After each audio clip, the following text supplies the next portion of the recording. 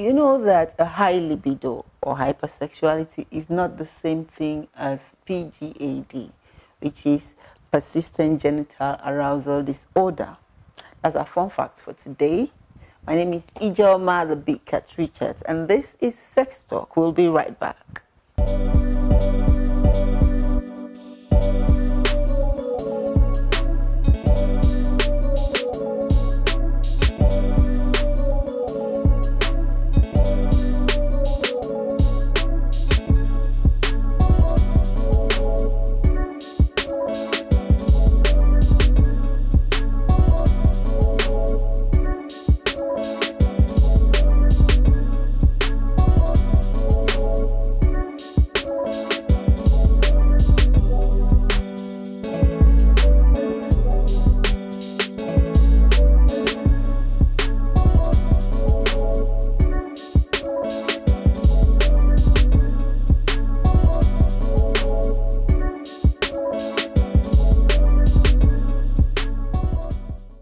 Let's talk about sex, baby.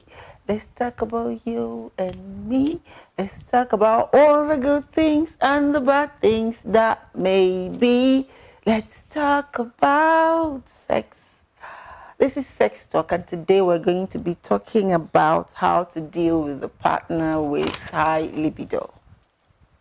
But first, let's identify the difference between your partner just having a high libido and them having PGAD. PGAD is persistent genital arousal disorder, and it is an illness, so to say. It is an illness that makes you have the feeling of arousal, but it's not sexual at all. In its treatment, and it can be painful. It's different from somebody having a high libido or hypersexuality, as we may say. So what happens when a partner wants sex a lot more than you want sex, and you do not want to go outside of your relationship for sex? Most of the time it could be maybe your own sex desire for sex has dropped, or maybe theirs have gone up and you do not want it to lead to a permanent problem. One of the reasons for such happening, mismatched libidos, I don't think they start at the beginning of relationship, because most people would hopefully look for partners that mirror their sexual desires or sexual needs, or let's say a partner they're compatible with sexually. But in a case where you're now in the relationship and your partner wants more sex than you can give, or you're the one who wants more sex than your partner, how do we solve this problem? There's a lot of ways to go about it. First, you have to realize that intimacy doesn't always have to be sex. Sometimes just holding your partner, cuddling with your partner, or just doing other things intimately may help assuage this need for sex. And at other times, well, we can invite the almighty toys into the relationship. If your partner does not want sex, for instance, and you're female, you can try the use of dildos, vibrators, stimulators, all of that, so that you don't put undue pressure on your partner.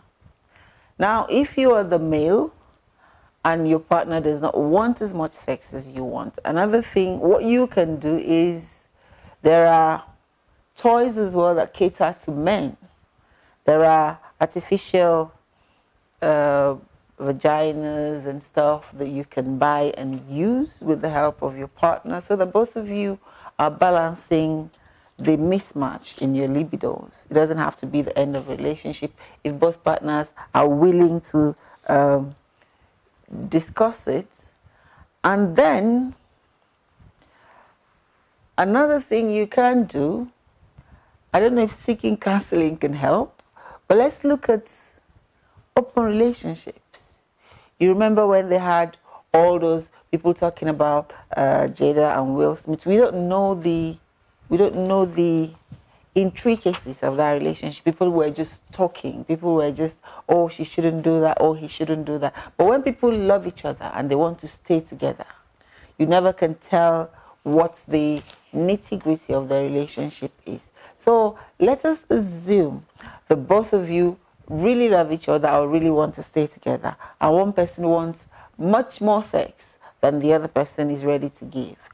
If the person that wants more sex is the man, and it's a society that allows polygamy, would you, for instance, consider polygamy to make your relationship work? And as a man, if you are in a society that allows polyandry, will you allow your wife or partner have another partner, another husband, so that the marriage, both of you can stay together? So one of the ways that two people can stay together who have mismatched libidos is to have an open relationship. In an open relationship, the partners are allowed to seek other people to have intimacy with, to have maybe sex with and all that, but you're open with each other, so whatever you do, your partner knows about it. But in a case where the open relationship is an extreme solution for you, another thing you can do is try masturbation. I know there's so many people who think, oh, why would I masturbate? I have a husband, I have a wife. Well, if your partner is not able to meet up with what you desire, masturbation is a safe and monogamous way, if you ask me, to make sure that your sexual desires are met, that you're not under undue pressure, that you do not force your partner to feel like they're not living up to expectation if they are the ones that have low libido.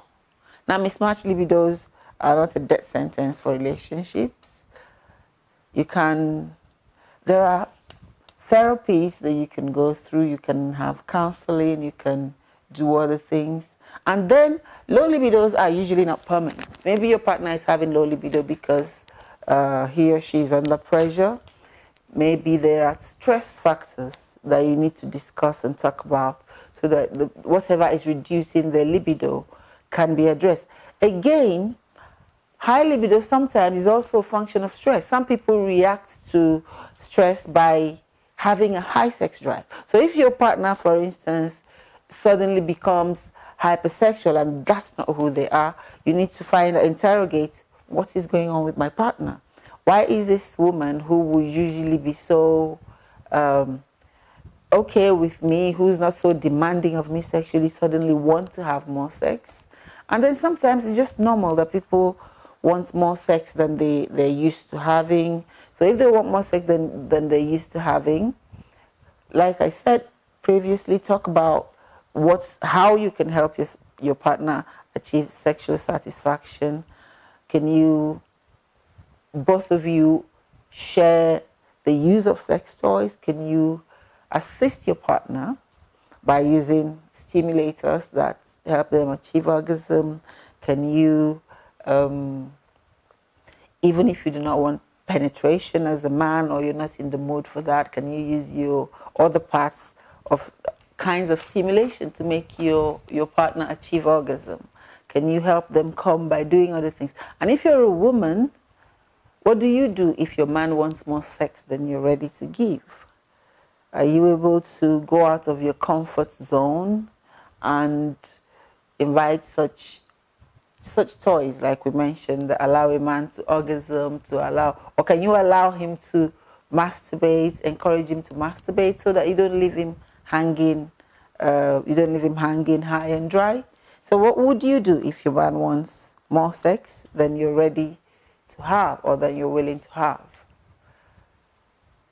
Like I said, sex toys, masturbation, polygamy. Is that a choice that you're willing to explore? And if a woman is willing to explore this polygamy option so that her man gets all the sex he wants, if you're a man and your woman wants more sex than you can give, are you willing to explore polyandry? Would you let your woman have another husband? Or in less extreme cases, will you let your woman have, just an open relationship, like we called it. Are you able to allow her get satisfaction from elsewhere because her libido is much higher than your own?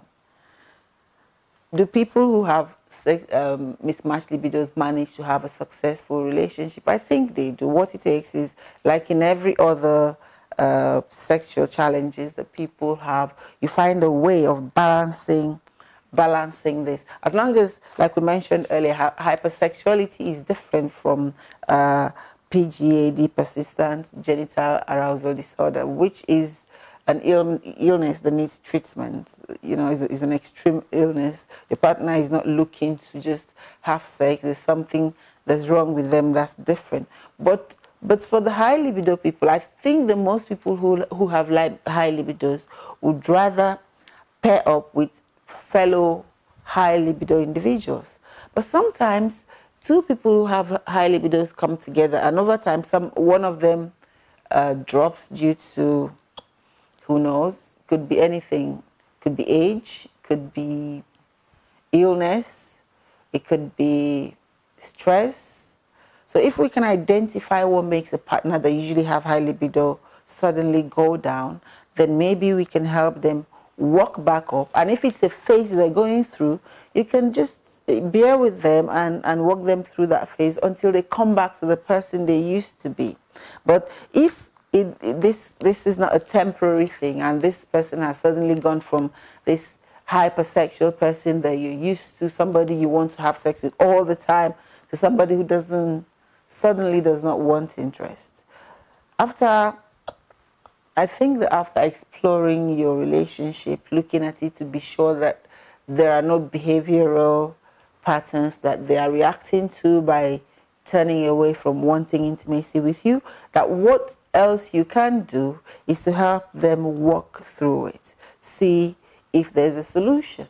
Now, if there's no solution to bring back up the libido of your partner, the next thing to look at is, how do you manage this high libido that your partner has?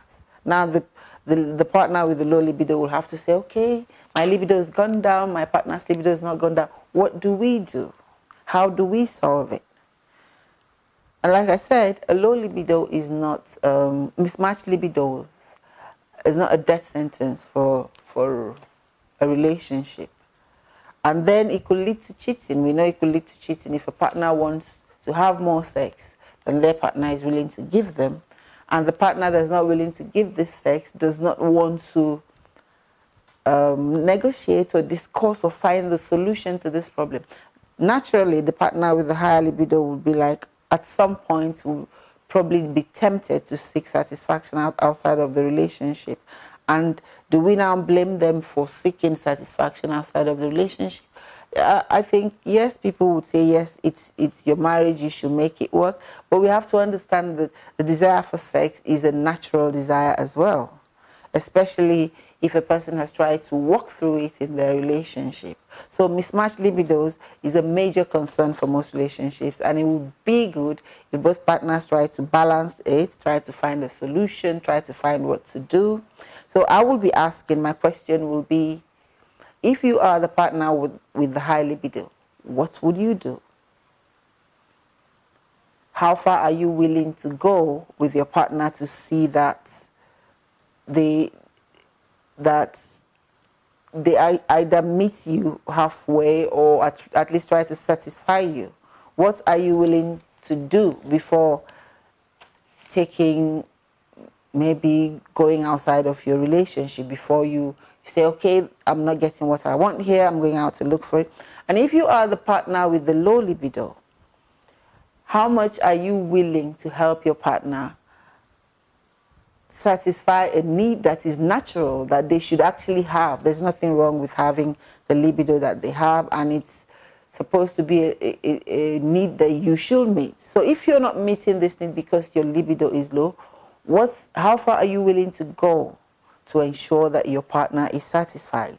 Are you, for instance, able to let your partner have sex outside of your relationship to get satisfaction, or would you insist that I'm not able to give you this, and this is we should stay in the confines of a relationship no matter what? So what I want to hear from you is, what are you willing to share? What are you willing to do to help your partner overcome the libido challenges, whether it's high libido or low libido? Leave me your answers in the comment section. I want to hear what you will do. Are you willing to go as far as allowing somebody else help you overcome this libido mismatch in your relationship? Are you willing to invite a third party or say to your partner, you know what, go have yourself satisfied? Do you love your partner enough to allow that to happen? I want to hear the answers to that in the comment section. So if you haven't subscribed to my channel, subscribe to my channel, comment, let me know what you think, and like my video. Thank you. See you next time.